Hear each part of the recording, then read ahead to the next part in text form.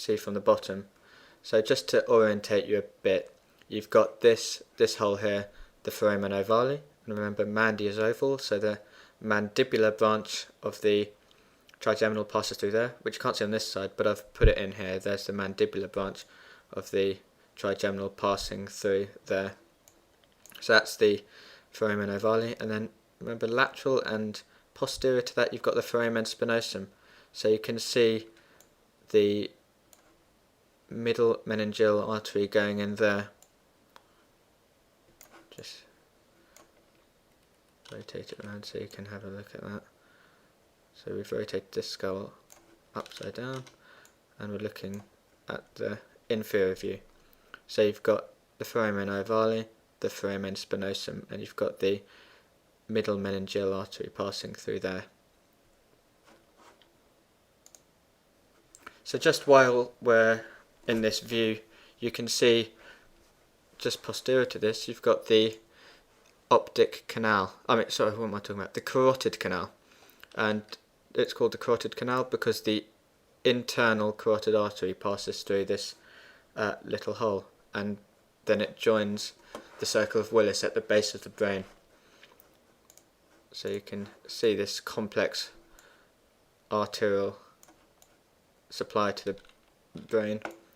So it's, if we just follow you've got the carotid, common carotid here, and then it bifurcates into the external carotid with all its multiple branches, and I'm going to do a tutorial on this. And you've got the internal carotid, which passes through the carotid canal into the brain, and it joins here with the circle of Willis. So that passes through the carotid canal, which is here. And obviously you've got that on either side. Try and ignore these labels, they're just put up here for me to get the right display. But that's the carotid canal, and with the internal carotid and the middle meningeal artery passing through the Foramen Spinosum. Okay, so coming to the posterior cranial fossa now. So all this bit here. We've now got the internal auditory meatus, the jugular foramen, and the hypoglossal canal. So the internal auditory meatus has two cranial nerves passing through it, and if you look at the origin of these cranial nerves, you can see them at the bottom of the pons and laterally. So we've got the vestibulocochlear nerve and the facial nerve. So cranial nerves 7 and 8. So cranial nerve 7, which is the facial nerve, so you can see it's slightly anterior to the vestibulocochlear nerve, which is this one here, and they run through the internal auditory meatus. So also passing through the internal auditory meatus, but not on this model here, as the labyrinthine artery. So you've got the facial nerve, the vestibulocochlear nerve, and the labyrinthine artery going through the internal auditory meatus. And again, it's quite logical if you think about it, because the vestibulocochlear nerve is to do with hearing and balance, and internal auditory meatus kind of gives away the fact that it's a foramen to do with hearing, auditory, and then you've got the vestibulocochlear nerve passing through that. So it's quite logical if you think about these things.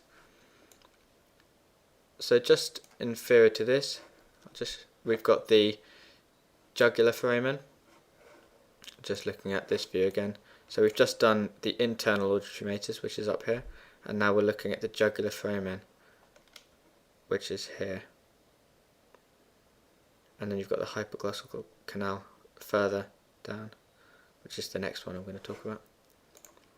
So the jugular foramen has loads of structures that pass through it. It's called the jugular foramen for a reason, because the internal jugular passes through it. So I've just flicked back to the base of the skull view, so you can see what I'm doing here, base of the skull. So that was the carotid canal. So posterior to that and slightly lateral, you've got the jugular foramen, and you can see all these structures passing out. So all these nerves passing out, which you saw in the other view, and you've got this vein, the internal jugular vein, which passes through the jugular foramen, hence the name. So I'll just rotate it around a bit, and you can see, zoom out. Again, try and ignore all these labels and just look where my mouse is pointing. So you've got the internal jugular vein passing up here.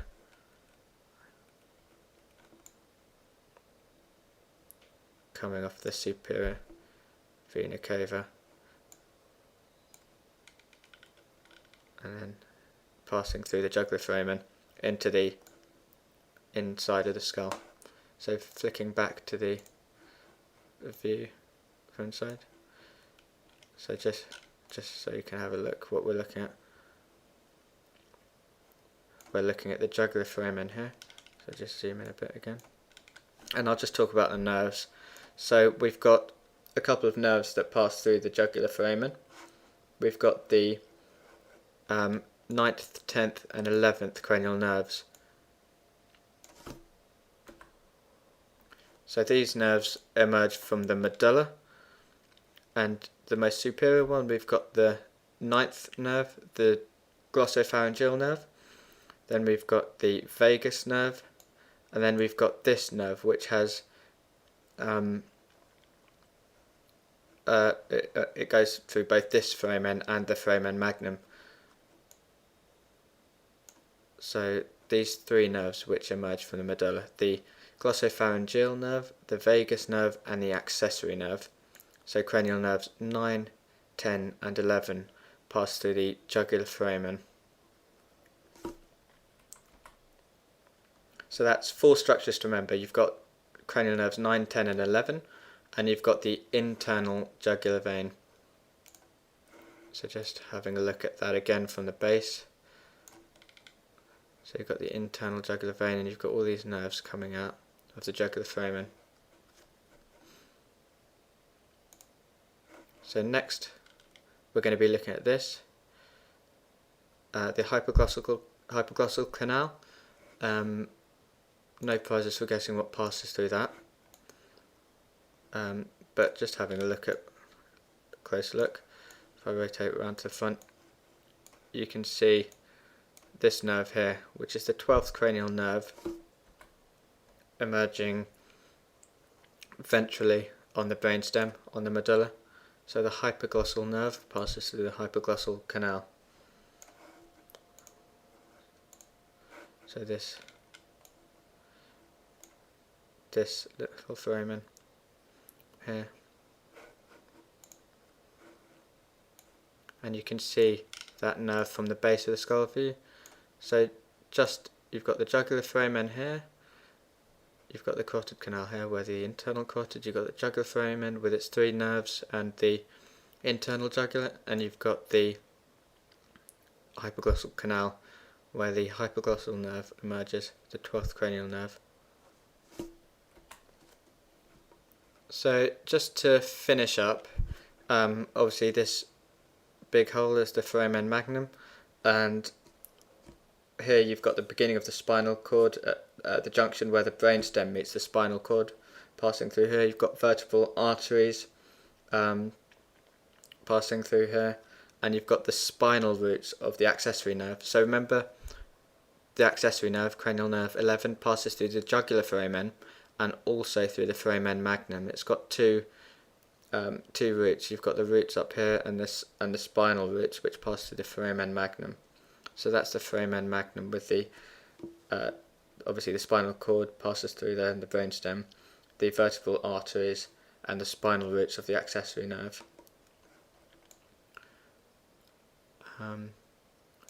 And just one more thing, if you remember this foramen here from the previous tutorial, the foramen lacerum, no structures pass through this, and in life it's filled with cartilage. Okay, so I know that was a long tutorial, but hopefully you now know what vessels and nerves pass through the different foramen, and you have a good idea of the different foramen in the skull now.